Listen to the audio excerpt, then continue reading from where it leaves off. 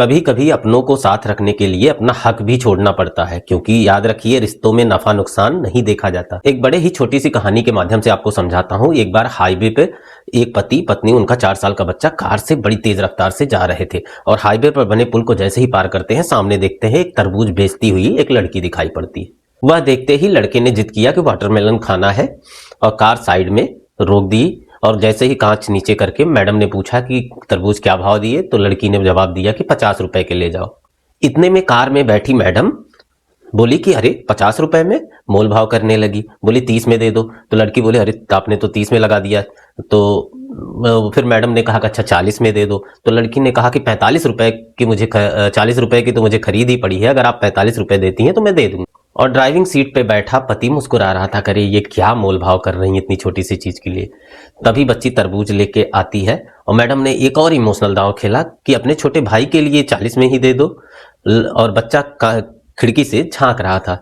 तो लड़की ने बोला अरे वाह कितना प्यारा है ये, क्या नाम है इसका? तो बच्चे ने बताया कि मेरा नाम गोलू है। तो लड़की ने कहा अरे वाह तुम एकदम बिल्कुल गोल मटोल हो, गोलू की तरह। तो इतने में जैसे ही वो तरबूज उस बच्चे के हाथ में देना चाहिए, तो बच्चे का हाथ कोमल था, उसके हाथ से छिटक गया और तरबूज गिर गया, उसके 4-5 टुकड़े हो गए और बच्चा रोने लगा। और रोने लगा, लगभग 5 किलो का तरबूज रहा होगा।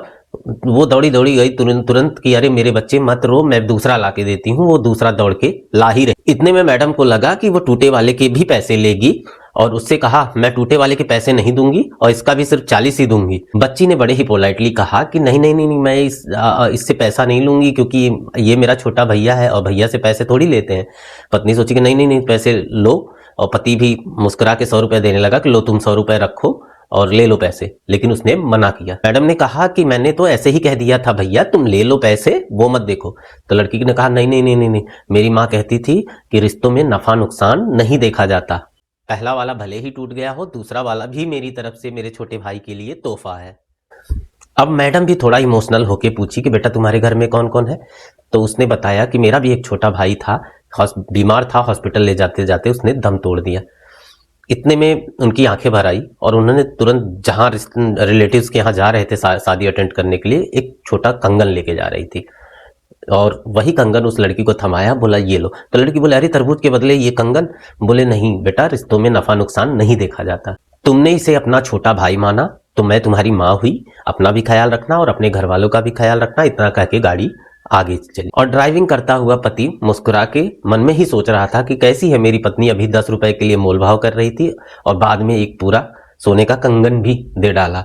इतना कहकर पति को उसकी लड़की की बात याद आई कि रिश्तों में नफा नुकसान नहीं देखा जाता। झट उन्होंने अपने भाई को कॉल लगाया, बड़े भाई को, और कॉल पे कहा कि भाई साहब वो मार्केट वाली दुकान आप रख लीजिए और बड़ा वाला प्लॉट आप रख लीजिए। तो भाई ने कहा अरे छोटे तुझे क्या हो गया है आज अचानक से? पति ने कहा कि मैं सारे मुकदमे भी वापस ले लूंगा। बोला भाई आज क्या हो गया? तो पति ने कहा कि भैया मुझे ये अब जानकारी हो गई है कि रिश्तों में नफा नुकसान नहीं देखा जाता।